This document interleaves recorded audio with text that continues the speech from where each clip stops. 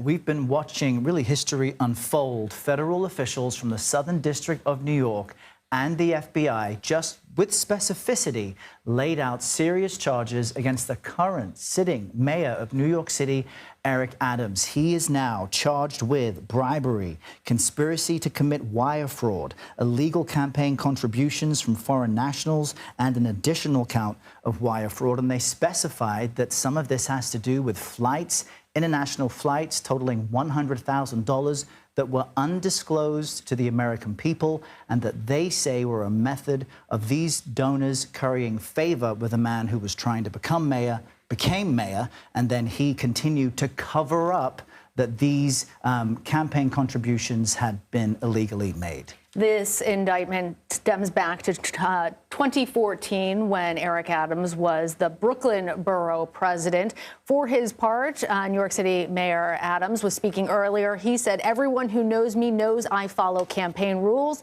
and I follow the law." He has denied the charges against him. We have team coverage, including CBS News legal contributor Caroline Polisi, CBS News senior coordinating producer for crime and public safety, Anna Schechter, who's here with us in the studio, as well as Joe Anuta. He's a reporter covering City Hall for Politico New York. Anna, let's start with you. You've been here on set as this has all been really unfolding. We're all watching this happen. The mayor says he's innocent. He's never taken illegal campaign funds. And the thing about covering it up, he says, you know, that's not something that he's done either. But CBS News has been able to look at some of the evidence here. Why will it be challenging for him to prove that he didn't do any of these things? Well, the level of detail in this indictment is staggering. You see it's this enormous stack of papers. And what prosecutors have done is listed out tens of thousands of dollars in flights. They have the receipts for those flights to Hungary, to France, to China, often to India, oftentimes flying through Istanbul, staying in a suite, a luxury suite in Istanbul, all of that. CBS News, our team, Emmett Lyons, has also looked through opensecrets.org. We see big $5,000 contribution chunks from Turkish citizens, and we're working to, match those details to what we see laid out in the indictment. But clearly, he worked for a period of time to build these relationships, and you see in text messages, excerpts of phone calls and emails, this relationship building where people close to Erdogan were working to curry favor with him, and he was essentially taking the bait and enjoying all of these perks, enjoying these business class tickets, enjoying the hotel suites. And they lay out, the prosecutors are laying out that he knew that they were trying to curry favor with him, and he did it anyway. Caroline, I want to bring you into this conversation as well, given your role as a legal contributor. So it sounds like the Southern District has laid out two different, among all the charges, two different real issues, that there are these travel benefits that the mayor and then borough president had received that he didn't disclose, but that there were also these campaign contributions that he used these straw donors in order to receive matching contributions to which he wasn't entitled, totaling $10 million in public matching funds. Of those two allegations, what's the more serious allegations that he's facing now? Well, they're all serious. I mean, this is a 57-page indictment with 5 counts. The bribery is probably the more serious. The campaign finance law violation is probably on the lesser side. But those straw donations, essentially, getting illegal funds from New Yorkers to the tune of $10 million is just staggering. And Damian Williams, the United States Attorney for the Southern District of New York, clearly has this case very buttoned up. I mean, you saw that, he had this slide there to his side laying out all the benefits that Mayor Adams had received. And he outlined really an almost decades-long period in which Adams cultivated these relationships, got the benefits. And then, I would just note that the illegal campaign contributions, bribery notwithstanding, are in and of themselves crimes. And so you heard Mayor Adams there really sort of aggressively belligerent in his indignation with respect to these investigators seizing his phones 10 months ago, and then this morning seizing his phones. We heard a statement from his lawyer, Alex Spiro, who is a real bulldog, I will tell you. And, that's what happens in federal criminal investigations. This is not out of the ordinary in that, Adams was complaining he had heard nothing about, these charges prior. He was left in the dark. Well, that's what happens. Criminal defendants and targets of criminal investigations are left in the dark.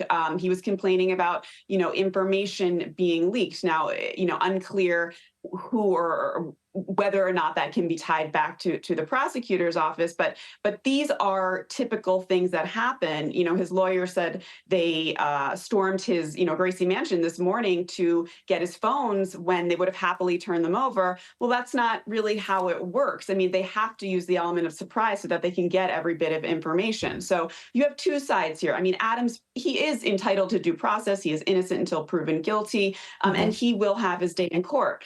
But we'll just see how this plays out. We're covering this breaking story of the sitting mayor being indicted by the federal government for bribery and other charges. The indictment unsealed a short time ago. It's about as heavy as a brick.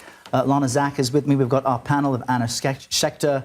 You just heard Caroline Polisi, and we have Joe Anuda with Politico as well. Joe, let me get a question to you. You cover City Hall for Politico. For about 10 months, my sources in City Hall have been texting me, expecting an indictment of the mayor. A long time ago, we've seen his inner circle being wrapped up in their own charges. How much has this impacted the business of the city, and where is the pressure for him to step down? Well, I think to start, the business of the city has been greatly impacted, I would say. I mean, just over the last couple of weeks, we've seen major figures in the administration resign because of various federal investigations. Separate from what seems to, the focus of today's indictment, the school's chancellor resigned. The New York City Police Commissioner resigned. The mayor's chief lawyer resigned sort of late on a Saturday night. Those all have to do with separate probes into potential wrongdoing at City Hall. And I think having chaos at the top of these agencies, it's very hard to get things done for really all the public servants who are just trying to do the business of the city on any given day. So I think the impact is great, and we're going to be seeing sort of the fallout of that as the days go on. And so, sorry, what was the other question you asked? Well, that's exactly it, the business of the city. So considering everything you've just laid out, where is the pressure for him to step down? He says he's completely innocent, and there's no need to. Well, I think the press conference we saw is actually very interesting. The pressure to step down, and really largely the criticism to date has come from a lot of the mayor's typical political foes. It comes from more of the left wing of the Democratic Party here. You saw AOC calling the mayor to resign yesterday, and really a lot of the sort of prominent figures in the city's left. And so I think the mayor, when he put his press conference together today, has his own show of support. And I think it's very telling about who's calling on him to resign and who isn't yet. I don't think we've seen these calls reach his political base as of yet, which I think is important for him. And I think as long as he has the support of that base, he will not resign. It's not really his style as someone who's covered him for a couple of years. And I think to some extent, when you have people who he considers his political enemies calling on him to resign, I think that can play into his messaging to his base to say, look, these folks who already don't like me, now they're using allegations that haven't even been proven in court to try and get me out of office. And that's an important point, that our legal system professes a presumption of innocence until proven guilty. Joe, do talk to us, though, about the role that the governor, Kathy Hochul, could potentially play in deciding whether or not the New York City's mayor does, in fact, remain in office. So The governor has the power to remove the mayor, right? That's something that legally she could do. I don't think it's ever been done. And I think if you take a step back and look at the relationship between the two, the governor and the mayor have been very close allies. So there have been a lot of fights going on in Albany for sort of, this is outside the city's legislative process, but something the mayor is very interested in. He and the governor have been very strong allies, pushing back against the legislature on a number of issues, on housing, on criminal justice reforms. I think the governor has found in her own runs for office, she has kind of a weakness in New York in certain neighborhoods, and in fact, the very same neighborhoods that support the mayor. So there has been a very strong political alliance here. You really never hear the mayor say a bad word about the governor and vice versa. So I think the calculations in the governor's office right now are very interesting. I think it will take a lot for her to come out after the mayor, even publicly. And I think trying to extrapolate that out to whether she would actually remove him from office, I think it would take a lot just based on their past relationship. They're very close, at least sort of publicly. All right, Joe Anuta, thank you. Hofstra University law professor James Sample, thank you very much for talking with us. James, good to have you with us again. Most shocking to you about these allegations against Mayor Adams? It's good to be with both of you. The thing that is most shocking to me is actually the matching funds and the abuse of New York City's campaign finance matching program, which is intended to elevate the voice, elevate the political voices of average New Yorkers, small donor matching contributions. You give $250, the public taxpayers match that up to an 8-to-1 match, so you get $2,000. And if you read this indictment, one of the most profound statements is the description of the straw donor dynamic. And we often hear that phrase. What is a straw donor? It essentially means that the true contributors of the actual money involved are contributing their resources through nominal donors, essentially shell people. Those shell people, if you will, are falsely certifying that they're contributing their own money. And the result of those false certifications is that taxpayer dollars get spent on the campaign. What does that mean in plain, simple English? It means cheating in an election campaign, and it means defrauding the people of New York. And the sentence on page 2 of the indictment is just staggering. As a result of those false certifications, Adams' 2021 mayoral campaign received more than $10 million in public funds. That is staggering. And if you're the Southern District of New York, if you're Damian Williams, just think about the recent period. Sam Bankman-Fried, Senator Menendez, and now Mayor Eric Adams. When it comes to rooting out financial misdeeds, Damian Williams doesn't play. Can you break down the legal ramifications that Adams is facing, particularly when it comes to campaign finance laws? Well, there's multiple different versions of this. It appears that particularly because, and this is a point that you and Chris have mentioned already multiple times today during your coverage, but particularly because the money here is coming in many instances from foreign nationals and foreign governments, and that there does seem to be an express quid pro quo. There's sort of levels of corruption, if you will, and levels of scrutiny in our campaign finance system. Domestic corruption is a huge problem, but foreign corruption is even more of a problem. It's especially a problem. And so we have heightened standards, greater levels of scrutiny. And when you're talking about taking money from foreign nationals and foreign governments, I'm looking here at page 19 of the indictment. It says Adams continued to conceal benefits from the foreign nationals seeking to gain influence over them. And an Adams staffer texts Adams to be on the safe side, please delete all messages you send me. Adams, end quote. Adams responded, quote, always do, end quote. That speaks to a mens rea. It speaks to a mental state of understanding the culpability of what's involved. And what is the Turkish government getting in exchange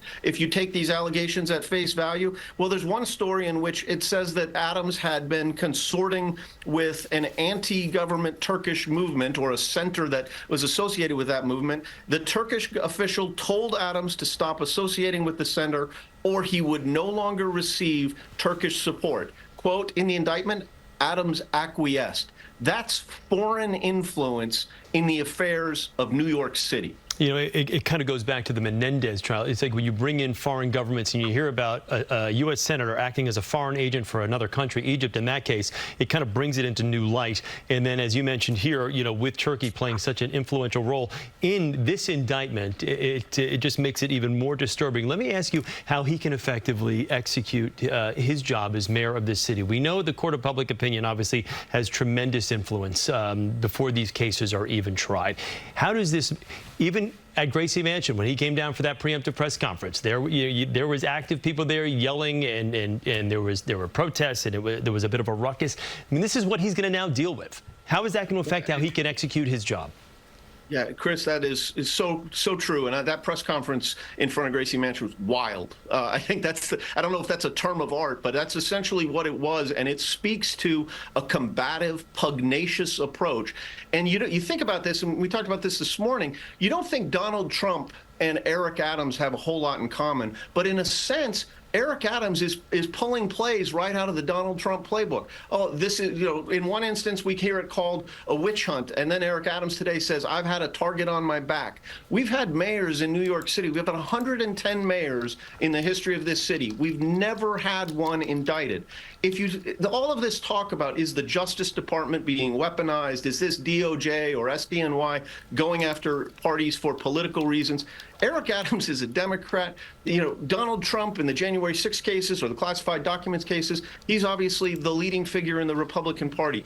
To do the job of mayor of New York City while having to deal with all of this, and you've already seen it when you talk about 2 deputy mayors have stepped down. His chief counsel, one of his closest advisors has stepped down. The scope of the chaos that is engulfing this administration is staggering, but he obviously is taking an approach that says we're going to fight. We'll see how long that lasts. Yes, we will. We were talking with Marsha Kramer about this at the desk here all morning. We're going to see what some of the other influential New York politicians have to say about this as to how far he tends to fight this. James, thank you once again. Always great to talk with you. Likewise. Okay. And we were listening to the U.S. Attorney for the Southern District Court outline the federal charges against the mayor. Here's what Damian Williams said at that press conference right around noon. The conduct alleged in the indictment, the foreign money, the corporate money, the bribery, the years of concealment, is a grave breach of the public's trust. Public office is a privilege. We allege that Mayor Adams abused that privilege and broke the law. Laws that are designed to ensure that officials like him serve the people, not the highest bidder, not a foreign bidder, and certainly not a foreign power.